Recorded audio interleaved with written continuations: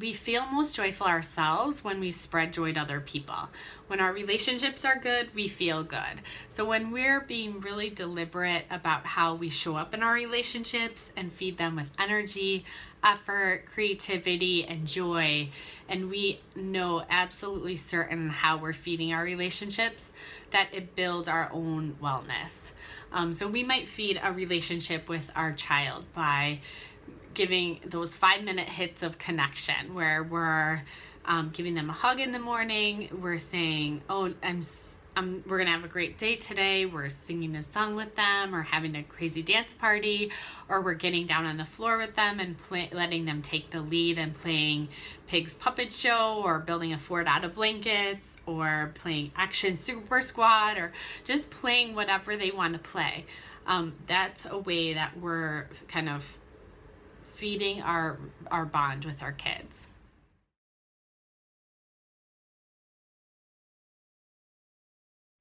Ever say to your kid, don't throw that, and then they just throw it anyway?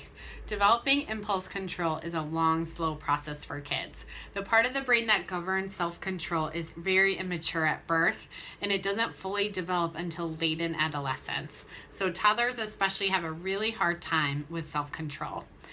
And research suggests that a lot of parents feel that kids should be able to do things at younger ages than they can actually do them, than their brains let them do them. So one example is sharing and taking turns. A lot of parents feel that kids should be able to share by the age of 3, but that's not a skill that develops until age 3.5 or 4. And a lot of parents feel that kids under the age of 3 should be able to resist the urge to do something that's forbidden, but that's not something that develops in kids until age 3.5 or 4.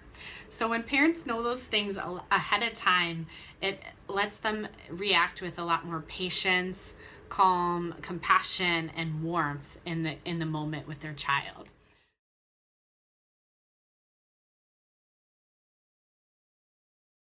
One of the chapters in this book is called Stop Kicking Your Own Ass. And this really refers to the way that a lot of parents are really hard on themselves. They don't give themselves a lot of time to rest, to replenish, to do the things that they love. And they often feel very bad about and guilty about different mistakes they made, about not spending enough time with their kids, about losing their cool. And parents often feel bad because they're comparing themselves to other people all the time. And notorious for this is Facebook. Parents scroll through Facebook and see the best parts of other people's lives put forward. And they don't ever see kind of the challenging parts. They see people, down at Disney World hugging Tigger and goofing off with Mickey Mouse, but they don't see the car sick toddler on the way there, or the meltdown when it's time to go home. They get a skewed, one-sided view. And parents often look on Facebook and end up feeling very bad about their own lives. Research suggests that the more people go on Facebook in a 2-week period, the worse they feel about themselves.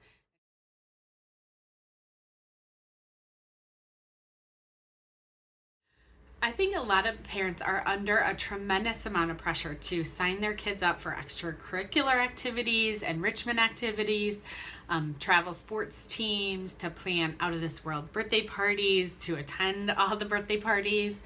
And they end up feeling kind of pushed around by parenting responsibilities. They end up either regretting it or resenting it, and not finding themselves a lot of time to do the things that are really fun for them with their kids.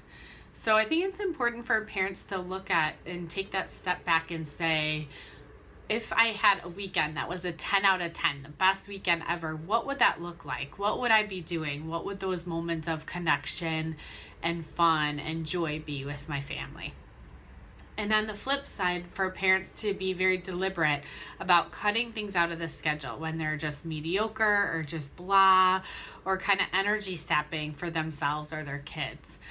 To cut those out of the schedule and to make room for the really fun stuff and the life that they really want to lead.